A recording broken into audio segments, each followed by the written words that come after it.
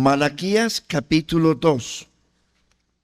Les ruego estar de pies, hermano, y voy a leerles este capítulo. Vamos a ver si lo leemos despacio y a la carrera. Malaquías capítulo 2. Ahora pues, oh sacerdotes, para vosotros es este mandamiento: si no oyereis y no decidís de corazón dar gloria a mi nombre, ha dicho el Señor de los ejércitos, enviaré maldición sobre vosotros y maldeciré vuestras bendiciones, y aún las he maldecido porque no os habéis decidido de corazón.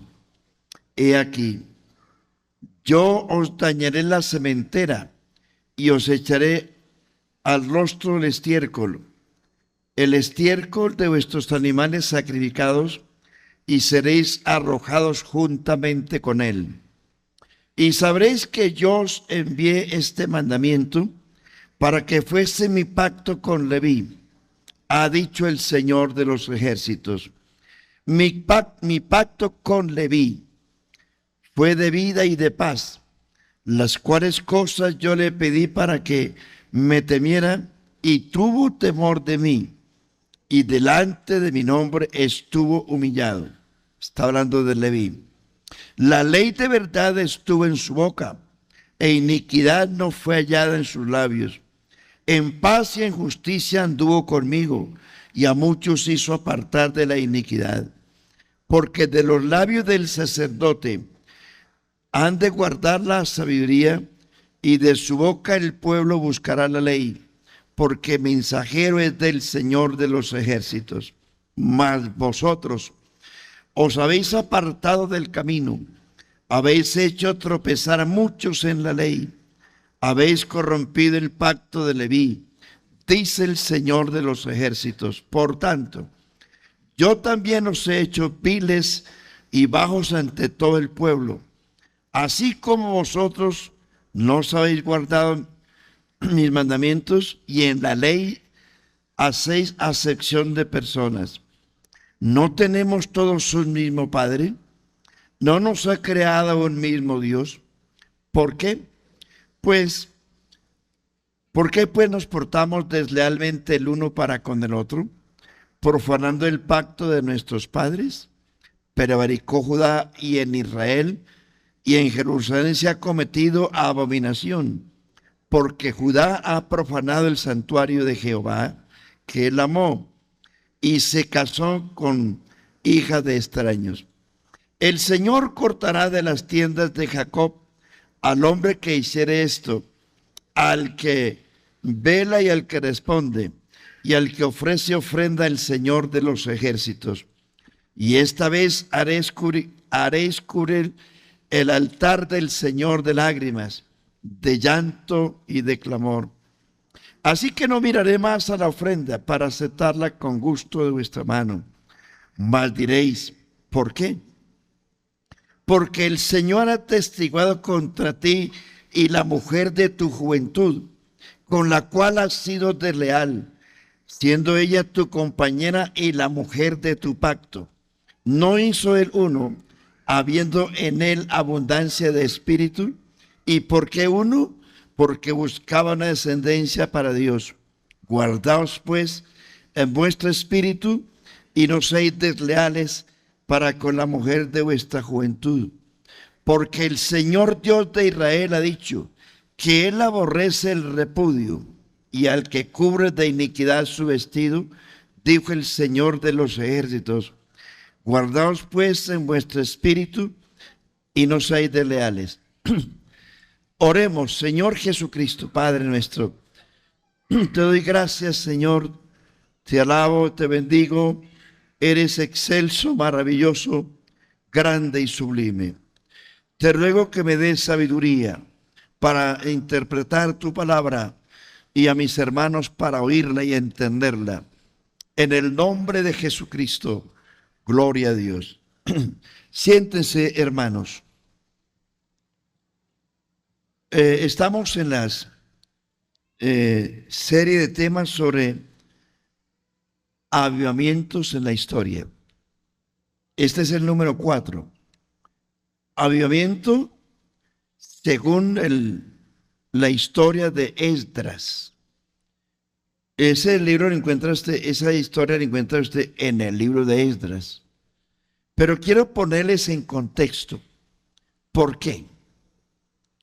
El libro de Malaquías, aunque usted lo ve como el último libro del Antiguo Testamento, el ministerio de Malaquías, o el libro debe estar un poco antes de los Salmos, porque el libro de Malaquías refleja la historia de Israel desde la poscautividad. Es decir, aunque aparezca por ahí en ese orden, su historia y su profecía tiene que ver con la cautividad de Judá. Eso lo ve usted en el libro de Reyes y también en Isaías. Cuando Isaías, Jeremías, Ezequiel anunciaron la cautividad de Judá y que serían llevados a Babilonia. Les hago un poquito la historia. Las 10 tribus, les recuerdo, las 10 tribus de Israel se fueron al norte en la división del pueblo después del reinado de Salomón. Jeroboam arrastró 10 tribus al norte, que se llamó la nación de Israel. Esas 10 tribus fueron posteriormente llevadas cautivas por los sirios y los egipcios en el año 725 antes de Cristo. La otra tribu de Judá y Benjamín, parte de Benjamín, quedaron en la parte sur de Israel, de la tierra de Israel. Las 10 tribus del norte nombraron como capital a Samaria. Y las otras 2 tribus, Judá y Benjamín, que quedaron al sur, su capital fue Jerusalén. De una nación salían 2 pueblos por la división y la terquedad de 2 reyes, Jeroboam y Roboam. Repito, las 10 tribus fueron llevadas cautivas por los sirios y los egipcios a sus tierras. Los sirios y los egipcios invadieron las tierras de Israel y se invirtió. Los israelitas fueron a Siria y a Egipto, y los de allá vinieron acá, y las 10 tribus desaparecieron. Desaparecieron en la historia, desaparecieron en el mapa geográfico, pero esas 10 tribus están dispersas por el mundo todavía. Por eso es que en la gran tribulación Dios va a escoger 12,000 de cada tribu de los israelitas para en la gran tribulación recogerlos de todas las naciones de la tierra. La tribu de Judá y Benjamín, cuya capital fue Jerusalén, permanecieron allí hasta el año 525 antes de Cristo. En el año 525 antes de Cristo, Judá fue tomada por Babilonia. Fueron llevados cautivos a Babilonia, y Dios les había advertido a través de Jeremías, Ezequiel y Daniel lo que iba a pasar por causa de su maldad. Ellos nunca prestaron atención. Pensaron que era charlando, pero con Dios no es charlando. Las cosas con Dios se cumplen hoy, mañana o en 1000 años, pero lo que Dios ha dicho se cumple. Lo que Dios dijo se cumple. ¿Por qué creo lo que creo? Porque la Biblia lo dice. ¿Por qué creo lo que creo? Porque el que lo dijo es fiel y verdadero. Entonces aquí tenemos, hermanos, que Malaquías está reportando la razón o las razones por los cuales los judíos fueron llevados cautivos a Babilonia. 7 quejas, tengan en cuenta aquí 7 cosas. 7 cosas reclamaron los judíos y Dios respondió, les dio 6 respuestas. Tiene que leerlo bien, hermano. Repito, ese libro tiene que ver con la historia de Israel, de la poscautividad, cuando regresaron de Babilonia a Jerusalén. Es una historia larga y bonita. Los 3 que lideraron ese reencuentro de los judíos en su tierra fueron Zorobabel, Esdras y Nehemías. Cada quien hizo un poquito en su momento. Isaías y Jeremías les habían dicho que a consecuencia de su maldad iban a ser llevados 70 años cautivos a Babilonia. No creyeron. Hermano, a Dios hay que creerle. A los profetas hay que creerles. No le creyeron ni a Isaías, ni a Jeremías, ni a Ezequiel. Ambos, o los 3 profetizaron en diferentes épocas, diferentes el uno del otro, pero todos concordaban en que por causa del pecado ellos iban a ser llevados cautivos a Babilonia. Miren, Judá. Cuando Dios lo reprendía, le hicieron al Señor 7 preguntas. Es que a veces somos groseros con Dios, hermano. Hermano, con Dios no se discute. Es increíble que uno le reclame a Dios y a veces Dios no responde porque somos altaneros y groseros. ¿Por qué? Dios, ¿por qué? ¿Por qué? ¿Por qué estoy enfermo? ¿Por qué se murió mi mamá, mi papá, mi hermano? ¿Por qué? ¿Por qué? Hermano, no pregunte por qué. Espere el para qué. Dios no improvisa. Dios lo conoció a usted por dentro y por fuera. Dios tiene en cuenta el más mínimo detalle de la creación. Dios no se ha olvidado de usted. ¿Qué pasa? Dios sabe por qué. Él sabe por qué. 7 reclamos le hizo Judá a Dios. Primero, porque Dios le decía, yo os he amado desde Egipto. Y miren la primera grosería. A ver, ¿en qué nos amaste? Grosero, ¿cierto? ¿En qué nos amaste? Y Dios es tan bueno que se puso a responderles. Dios es un Dios maravilloso, ¿no? Interactúa con la gente. Dios le respondió a Israel de la siguiente a Judá. Dice, miren, ustedes preguntan en qué los amé. Para que entender lo que estoy diciendo, hay que leer todo el libro de Malaquías bien leído. ¿En qué los amé? En que a Esaú aborrecí y amé a Jacob. En el lenguaje hebreo, la palabra aborrecí no se interpreta como la entendemos nosotros. En el lenguaje hebreo, la palabra aborrecí quiere decir amé menos.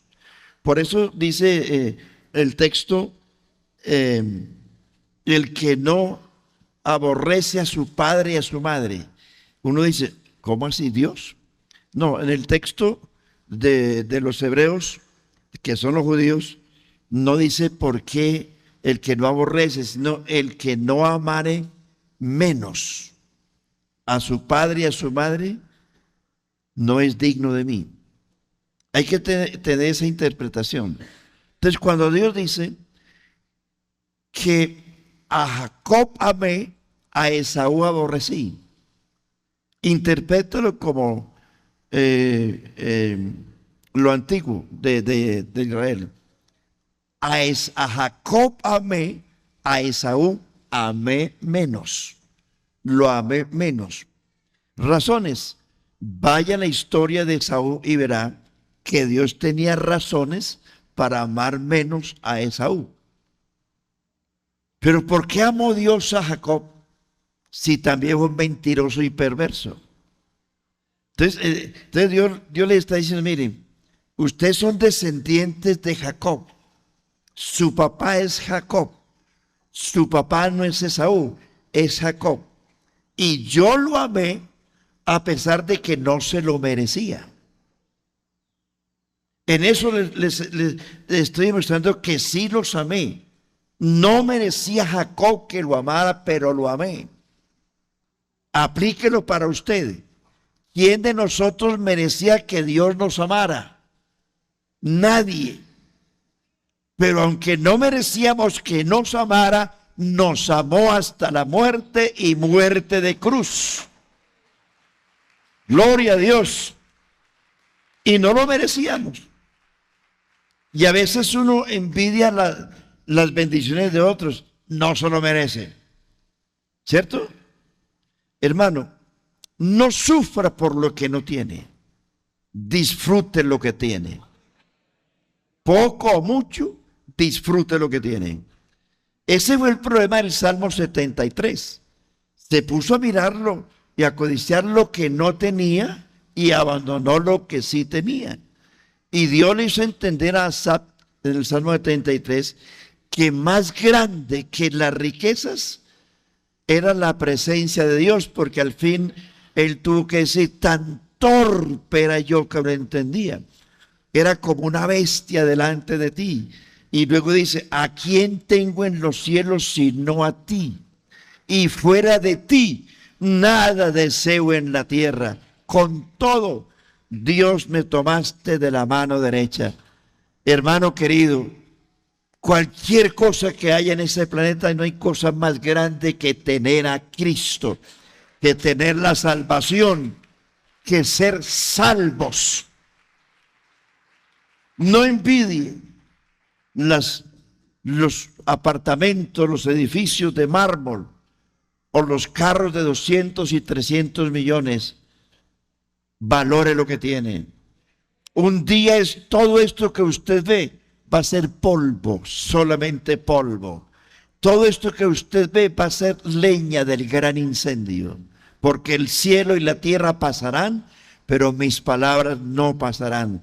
El mundo pasa y sus deseos, pero el que hace la voluntad de Dios permanece para siempre. Segundo, cuando Dios le dice a los sacerdotes, ustedes han menospreciado mis ofrendas, ¿cómo le parece? Y ellos dicen, ¿en qué te hemos menospreciado?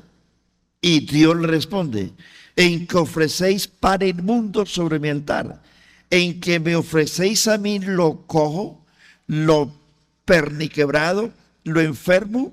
Le dice Dios a ellos, presenta eso a tu príncipe, a ver si se agrada de ti. Y dice Dios, acuérdense que yo soy gran rey en el cielo y en la tierra, y que mi nombre es temible en los cielos y en la tierra. ¿Y por qué me presentáis ofrendas enfermas? Hermano, no le dé a Dios lo que le sobra. Dele a Dios lo primero. Dios es primero, y Dios es el primero y el último en todo. No le dé a Dios lo que le sobró. Pues hermano, yo quería dar, pero no me quedó nada. Hermano, a nadie le queda nada. Y sobre todo con esta crisis económica, a nadie le queda nada.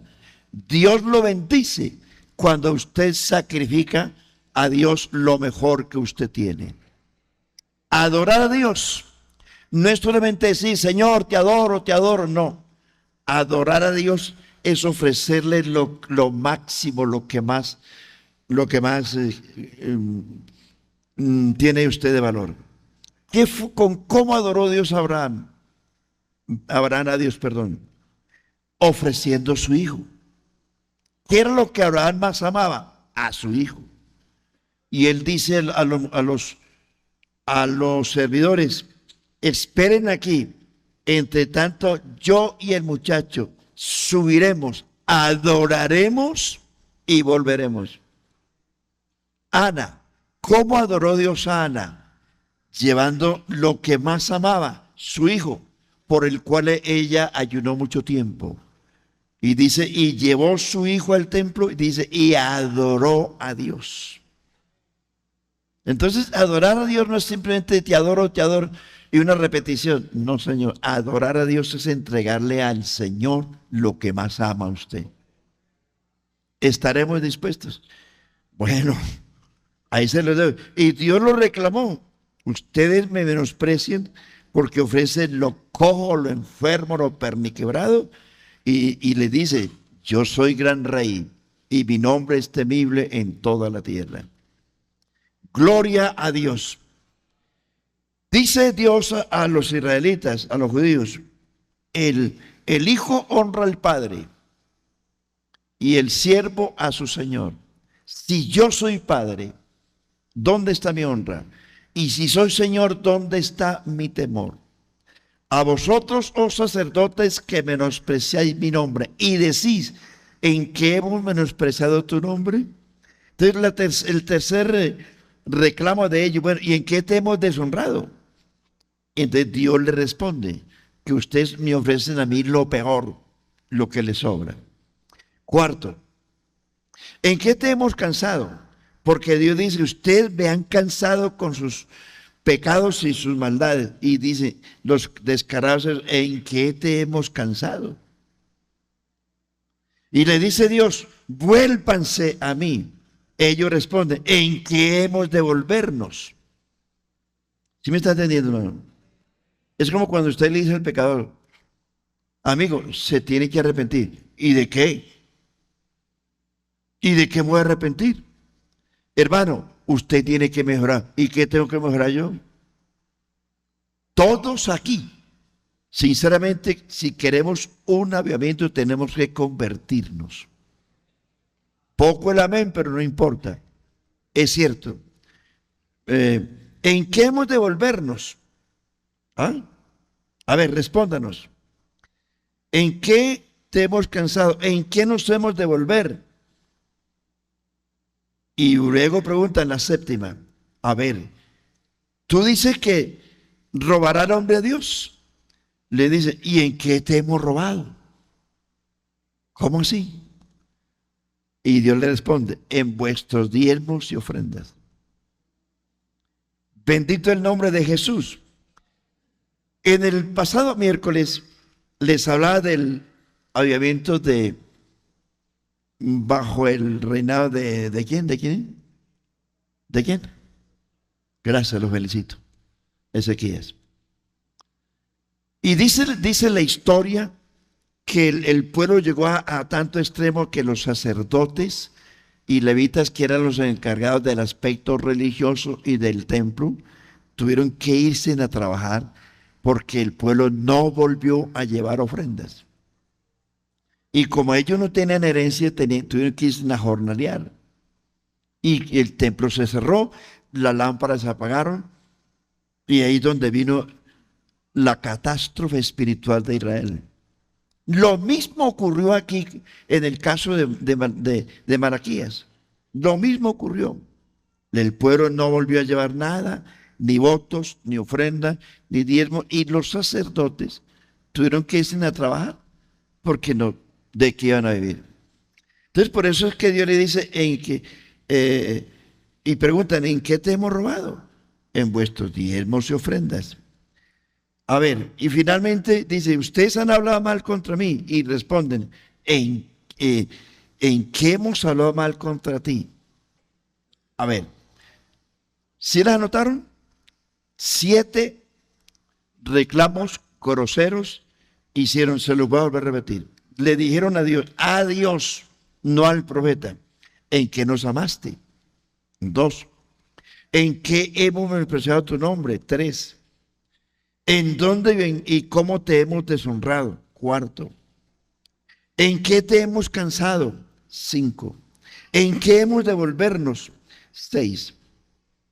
¿En qué te hemos robado? 7. ¿En qué hemos hablado mal contra ti? Es la pregunta de ellos. Tranquilos, sin problemas, pensaron que Dios era un muñeco. Dios no es un muñeco.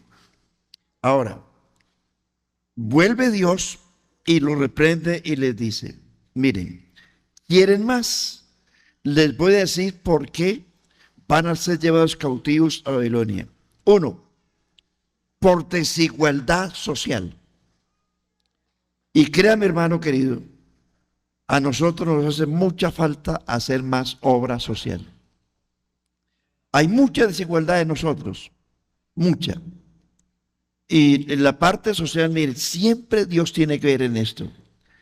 Desde el principio Dios le advirtió a Israel estas palabras. Mire, no se olviden, escuchen esto, no se olviden de los pobres, de las viudas, de los huérfanos y de los extranjeros. Pobres, viudas, huérfanos y extranjeros. Si en alguna cosa nosotros debemos invertir, es en la obra social en la iglesia. La obra social tiene que ver con una puerta que se abra al evangelismo. Nosotros pensamos que somos muy espirituales y hemos espiritualizado todo. Pero hay cosas que nos hacen falta y por las cuales Dios también se nos puede enojar.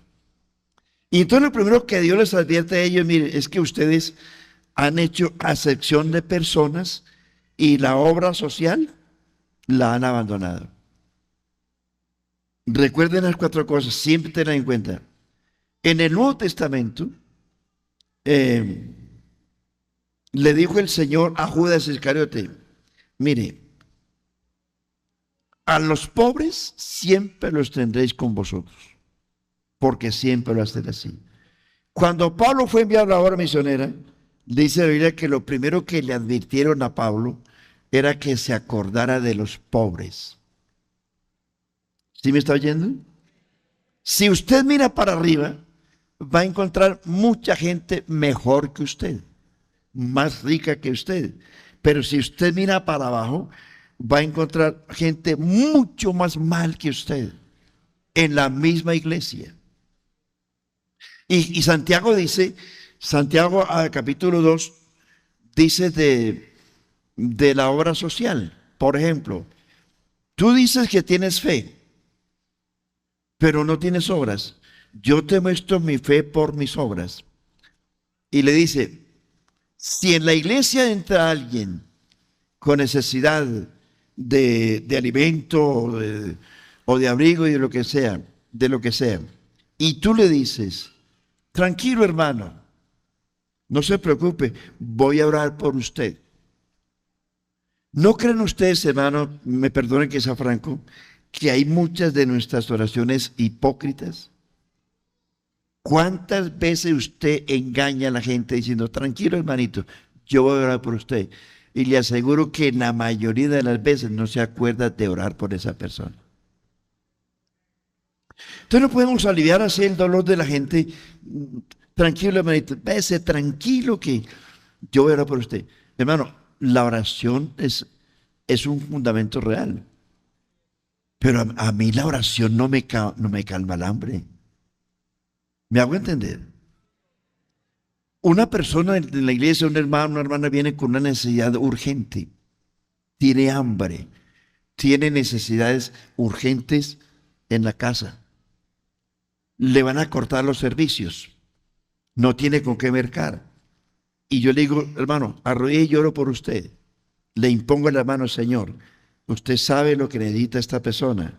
Sí, Dios sabe, pero Dios lo puede usar a usted también para darle un bocado de pan al que tiene hambre. O para darle un abrigo. No seamos así, hermano. No tenemos más porque no damos más. Porque todo es ayuno, vigilias, todo es espiritual, todo. Pero hermano, esta barriguita come o no.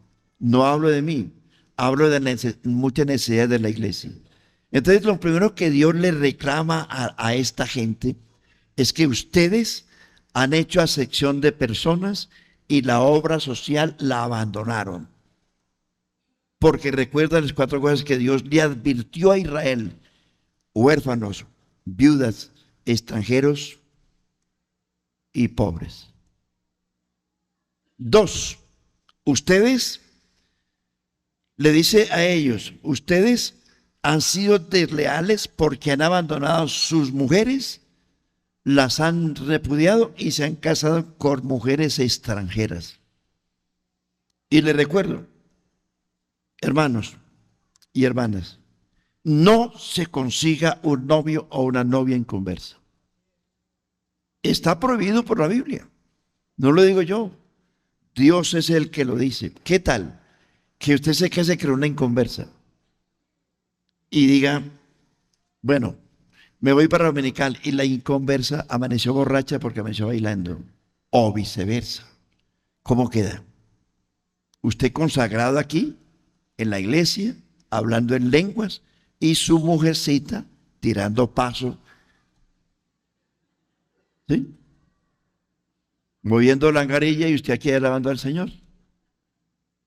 Es necesario, porque es que, no lo digo yo, desde el primer momento Dios prohíbe los matrimonios mixtos. Y léalo desde Génesis 6, Génesis 24, Deuteronomio 7. Y aquí tenemos la historia de ellos. En 2 Corintios 6, 14, no os unáis en yugo desigual.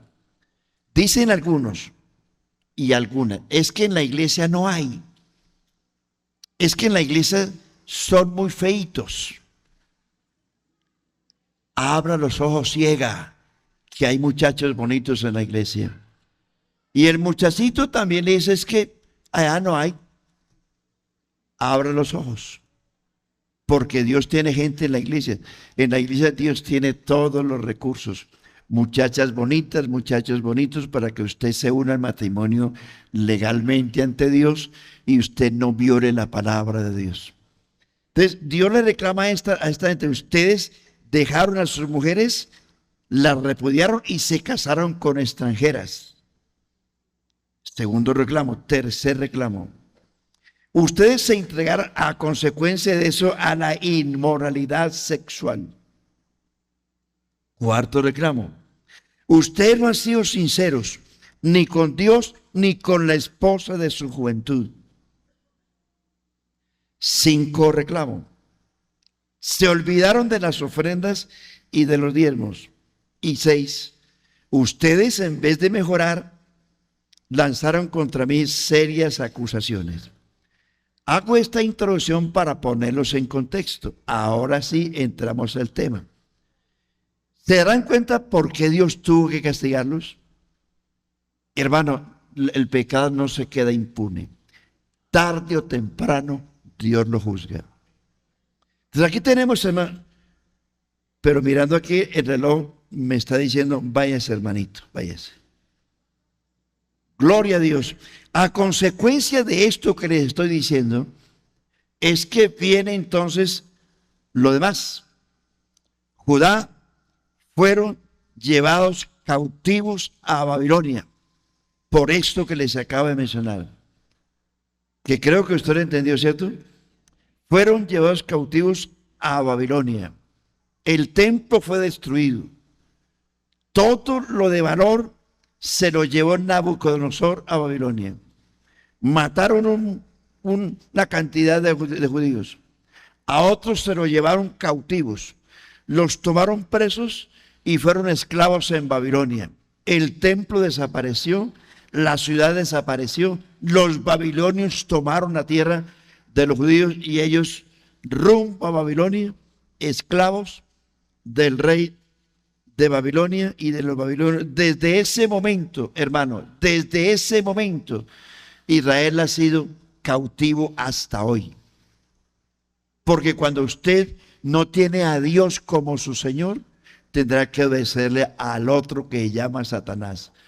O es Jesucristo su Señor, o es el diablo. O es la justicia, o es el pecado. Usted tiene que servir a alguno de los dos. Entonces aquí tenemos la historia por la cual, por eso los puse en contexto para que miremos por qué fueron llevados cautivos. Gloria a Dios. No escucharon. Hago una breve historia aquí rapidito. Israel no escuchó el mensaje de los profetas Ezequiel, Isaías y Jeremías. No oyeron. A consecuencia de ello, la monarquía judía y el reino davídico fue llevado cautivo a Babilonia. Destruyeron por completo la ciudad, los muros, el templo, el altar, todo lo destruyeron, el palacio del rey, y todo quedó en ruinas. Fueron deportados a Babilonia. Algunos sobrevivieron y fueron esclavos en Babilonia. Jeremías describió esta situación de ellos como un asunto devastador. Y de ahí es donde surge el libro de Lamentaciones. ¿Ha leído usted el libro de Lamentaciones? El libro de Lamentaciones tiene que ver justamente con la época de la cautividad de ellos. Jeremías describe una devastación aterradora. Les exhorta a que a pesar de todo, Dios tiene misericordia de ellos y como consecuencia de lo que han hecho, deben ser castigados porque Dios se los advirtió. Jeremías. En Lamentaciones de Jeremías encuentra la siguiente declaración que ellos manifestaron estando en la cautividad. El libro de Lamentaciones dice estas palabras: ¿cómo ha quedado sola la ciudad populosa? Dios la afligió por sus rebeliones. Esto está en Lamentaciones. No hubo quien la ayudase. El día de su ardiente dolor, nadie estuvo a su lado. Dios envió delante de ellos toda su maldad. El Señor llegó a ser su propio enemigo. Tampoco hallaron visión del Señor. Sus ojos fallecieron de lágrimas. Reclamaron el trigo y el vino. Tus profetas no descubrieron sus pecados, pues se acomodaron a las circunstancias haciendo lo mismo que el pueblo. Echaron lágrimas como arroyos. Dios cerró sus oídos a la oración de ellos. Nos tocó llevar el yugo desde la juventud. Por eso ese texto que dicen, Dios dice que hay que llevar el yugo desde la juventud, no está hablando del matrimonio, sino de los jóvenes que en su juventud fueron llevados a Babilonia. Dios no aflige por gusto, sino para enderezar los caminos de los torcidos. Me gusta ese pensamiento. Dios no aflige al justo, sino para ordenar los caminos de los torcidos. Los exhorta a volverse a Dios. ¿Cómo se ennegreció el oro? Clama contra los profetas y sacerdotes, quienes habían caído en la corrupción espiritual y política, haciendo alianzas con los hombres en vez de hacer alianzas con Dios. Se ha cumplido su castigo, era el clamor de ellos. Nuestra heredad ha pasado a extraños. Clamaban, acuérdate de nosotros. Esto lo lee usted en Lamentaciones. Vuélvenos, dicen ellos, y nos volveremos a ti. Dicen, ¿cómo cantaremos? Los babilonios nos pedían que cantáramos cánticos de Israel, de Jerusalén, y nosotros contestábamos según el Salmo 137. ¿Cómo cantaremos canciones de nuestra tierra viviendo en tierra de extraños? Gloria al Señor Jesús. Ahora, hermanos, les hago aquí un resumen. Fueron llevados en 3 etapas. Llevaron al exilio a los jóvenes de Judá, inclusive a Daniel y a sus compañeros. Y hago un paréntesis. Esto no era así como tan simple que lo llevaron y los metieron a un calabozo. Mire, los jóvenes que llevaban cautivos, los jóvenes, lo primero que hacían esos crueles era que castraban a los jóvenes. Es decir, los hacían eunucos. Y esos muchachos quedaban eunucos para siempre, como castigo. Eso no era cosa fácil.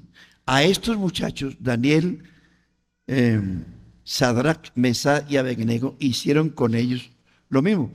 Hicieron con todos los jóvenes que llevan, con el fin de que no se procreara la raza judía. Hacían eso. Y los jóvenes tenían que pasar por ese martirio, pero algo importante para los jóvenes esta noche es que lo que ellos pasaron, ninguno de nosotros lo hemos pasado. Y a veces los jóvenes se quejan, se lamentan por cualquier circunstancia. Jóvenes, como sufrieron ellos, usted no ha sufrido ni la más mínima parte. Estos jóvenes, mire usted cómo es la fidelidad a Dios. Estos jóvenes les cambiaron todo. Repito, primero los castraban para que fuesen eunucos. Segundo, les cambiaron sus nombres. Los nombres de Daniel, Sadrach, Mesach y Abednego eran nombres de los ídolos de Babilonia. Tercero, les cambiaron el idioma. Cuarto, les cambiaron la comida. 5, quisieron cambiar la fe en el Dios verdadero. Es decir, vamos a borrar todo vestigio de cristiandad en estos muchachos para que adoren nuestros ídolos. Pero tan fuerte, hermano, es la fe de esos muchachos, que aunque los castraron, aunque les cambiaron el idioma, la ciudad, la comida, sus nombres, no le cambiaron la fe en su Dios. Eso se lo digo, jóvenes, para que no, hermano, es que el evangelio es tan duro. No, hermano. Mire, yo, un joven como yo, con toda la potencia del mundo, encerrado en una iglesia. No, hermano, no me culpen, yo soy un hombre, soy débil. Claro, todos los hombres somos débiles, claro que sí, pero en Cristo somos más que vencedores. De los jóvenes de hoy, gracias a Dios por los que permanecen en la iglesia, gracias a Dios por ello. Pero la vida que estos vivieron, usted no la ha vivido ni lo más mínimo. Cuando fueron desafiados, que usted conoce la historia, para que les quitaron todo. Ahora vamos a hacer que adoren nuestras imágenes. Y sabe usted la respuesta de ellos. Aunque nos quiten todo, no nos van a quitar el Dios que tenemos. Vive, oh Rey, que aunque nos toque morir quemados, no serviremos a tus dioses, porque el Dios nuestro es el único Dios fiel y verdadero en el cielo y en la tierra. Amén. Hermanos, jóvenes, vivos o muertos, del Señor somos. No cambies la fe por nada. No cambies la fe por Dalila, por una falda, un guaro, un aguardiente, una ramera. Cristo vale más que cualquier ramera, o que miles de rameras, o que miles de guaros. Gloria a Dios. No seamos flojos, hermanos. Muchos de nosotros pasamos la adolescencia y la juventud en el Señor. Yo fui un adolescente en el Evangelio. 50 años llevo en la iglesia. No es que no he tenido problemas, y muchos, pero hasta aquí me ha guardado el Señor. Y a usted también lo guardará. Gloria a Dios, porque el que habita el abrigo del Altísimo morará bajo la sombra del Omnipotente. El Dios de Daniel, del Sadrach, Mesach y Abednego es el Dios de los pentecostales esta noche aquí en el 20 de julio. No adoremos tus dioses, no nos inclinemos a tus dioses. Amén. No hay otro Dios como tú. Estemos de pie, hermanos.